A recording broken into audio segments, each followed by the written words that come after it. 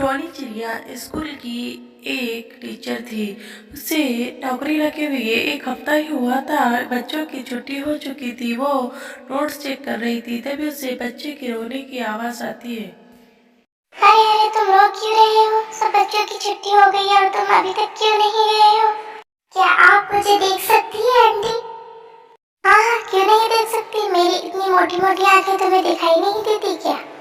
जैसे ही टोनी बोलती है कि मैं तुम्हें देख सकती हूँ, वो बच्चा बहुत खुश हो जाता है, टोनी के गले लग जाता है। अरे बेटा, कुछ तो बताओ, तुम रो क्यों रहे थे? तुम्हारा घर किधर है? चलो मैं तुम्हें तुम्हारे घर छोड़ देती हूँ। मेरा कोई घर नहीं है, मुझे कोई नहीं देख सकता, सिर्फ आपके सिवा।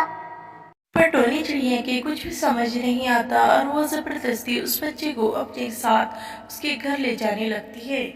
टोनी चिड़िया ऑटो के इंतजार में खड़ी होती है और बच्चे से मसलसल पूछती है, तुम्हारा घर कहाँ है? पर बच्चा कोई जवाब नहीं देता। अच्छा बच्चे, तुमने तुम्हारा नाम नहीं बताया और तुम कहाँ रहते हो? जल्दी से बताओ, मैं ऑटो वाले को बता देती हूँ। ऑटो वाला गर्दन टोनी चिड़िया की तरफ घुमा देता है, जिसके जवाब में टोनी कहती है कि मैं आपसे बात नहीं कर रही हूँ। टोनी चिड़िया का घर आ जाता है और टोनी चिड़िया वहाँ उतर जाती है। इसके बाद टोनी चिड़िया ऑटो वाले से कहती है कि इस बच्चे को भी आगे आप छोड़ दो। ऑटो वाला हैरत से घूरता है और कहता है, कौन सा बच्चा? यहाँ पर तो कोई बच्चा नहीं है। ये सुनकर टुनटुनी चिड़िया बेहोश हो जाती है। टोनी चिड़िया को जब होश आता है तो उसकी माँ उसके सामने होती है। बेटा, मुझे लगता है तुम बहुत कमजोर हो गए हो। माँ, मुझे घर में कौन लेके आया? मुझे क्या हुआ था? आप मुझे बताइए। घर की बेल बार बार बज रही थी। जब हम बाहर गए तो तुम नीचे बेहोश पड़े थे और घर के बाहर कोई भी नहीं था। पता नहीं बेल कौन बजा रहा था। टोनी की माँ बाहर चली जाती है। उसके जाने के बाद वो बच्चा फिर से आ जाता है। कौन हो तुम और मुझसे क्या चाहते हो? मुझसे क्या चाहते हो?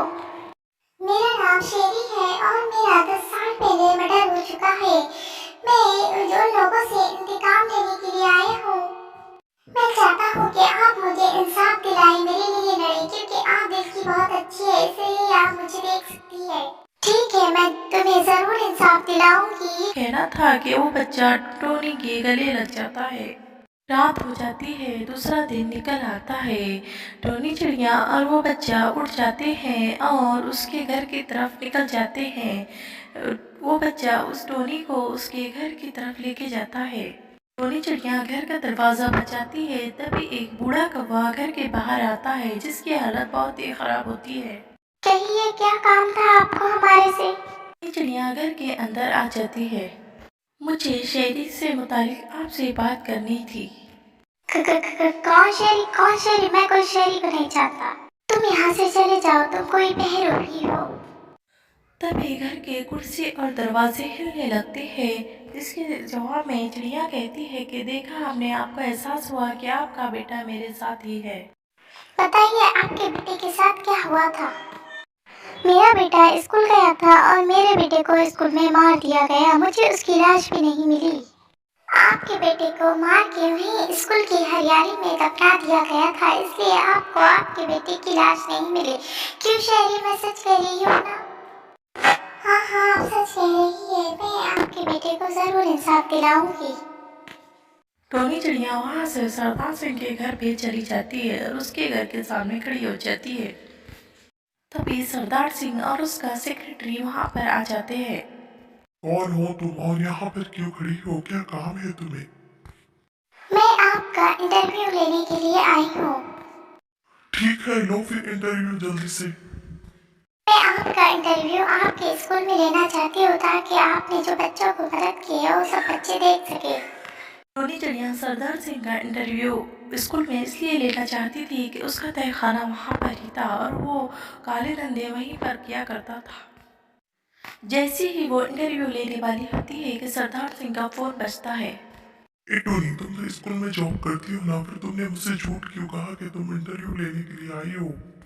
टोनी चिड़िया उसे सब कहानी सुना देती है कि उसने शेरी को किस तरह मारा था। तभी सरदार सिंह रिवॉल्वर उठा के उसकी तरफ करता है तो टोनी चिड़िया उसकी रिवॉल्वर गिरा देती है। तभी वहाँ पर पुलिस आ जाती है। पुलिस को टोनी चिड़िया ही फ़ोन करती है। पुलिस सरदार सिंह की तहखाने की तलाशी लेती है और सरदार सिंह को जेल में डाल दिया जाता है क्योंकि सरदार सिंह के खिलाफ सारे सबूत तहखाने में मिल जाते हैं। शेरी को सरदार सिंह इसलिए मारता है क्योंकि शेरी उसके तहखाने की तरफ पहुंच जाता है और वो बच्चों के पार्ट्स देख लेता है। पार्ट्स जो सरदार सिंह दूसरे मुल्क को फरोख्त किया करता था बच्चों को चोरी करके। कि सरदार सिंह को लगा था कि शेरी ने उसे देख लिया है और ये बात उसकी वो कहीं भी पहुंचा सकता है, इसलिए उसने शेरी को मार दिया था।